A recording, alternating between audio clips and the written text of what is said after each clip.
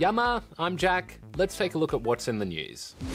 With COVID-19 restrictions easing a bit, are you hanging out for a holiday? Well, today, Tourism Australia... Oh, thank you. Tourism Australia is launching a new campaign that will hopefully inspire you to take your next holiday somewhere a little closer to home. It's called Live from Oz, and the plan is to live stream the best of Australia into living rooms across the country. The lineup includes some famous Aussies like Chris Hemsworth, Matt Wright, The Wiggles, me.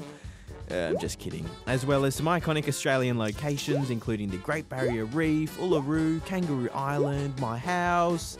Just kidding again, not actually my house.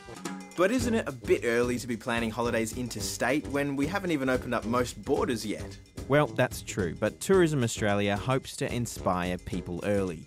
You know, get them thinking about all these beautiful places to take a holiday so that when the restrictions do eventually lift, people will be keen to explore our beautiful country again. Look, there's the quokka. Roos running amok. Furry friends high in trees and green shoots popping up. Heaps of small towns and highway stops around the country rely on business brought in by tourism and people driving through. Over the past few months, these communities have been hit hard.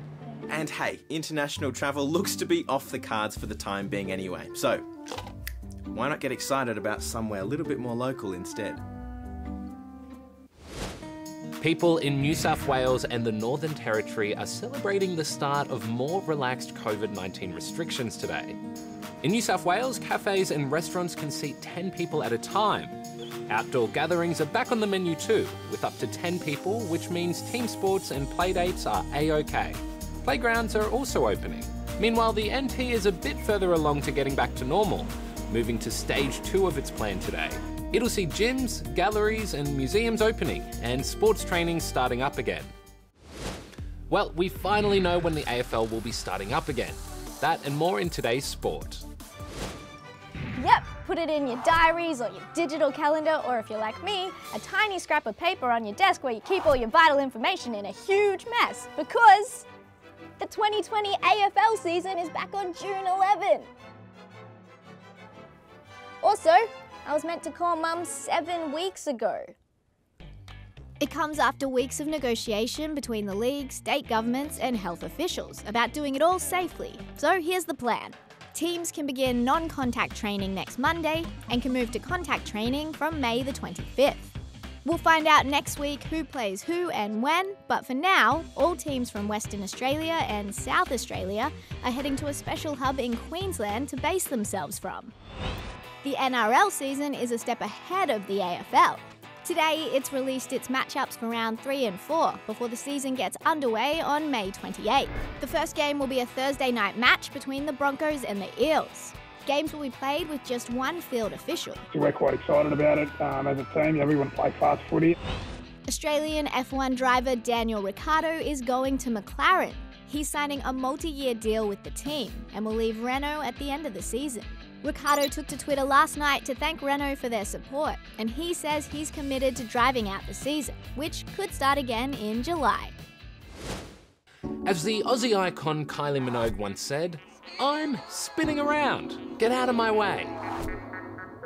Well, that's the name of the next segment. Spinning around. Meet Margaret, the 91-year-old spinning yarn for a good cause. She's raising money for the UK's National Health Service by knitting a miniature version of the Nightingale, or Knittingale, hospital in the UK, complete with wards, medical staff and patients. I hope people will enjoy looking at it. If they enjoy it as much as I have knitting it, that'll be fine. Check out this epic bike track that UK mountain bike freerider Matt Jones built in his backyard so he could keep spinning during lockdown. Armed with a shovel, wheelbarrow and a huge amount of soil, Matt constructed his own personal track of handcrafted turns, dips and jumps. And check out this guy and his pup on a bike with wheels that are spinning. Okay, you got me. This isn't that newsworthy really, but it's very adorable. And that's all the news we have for you. It's time for me to spin on out of here, but we'll see you again next week.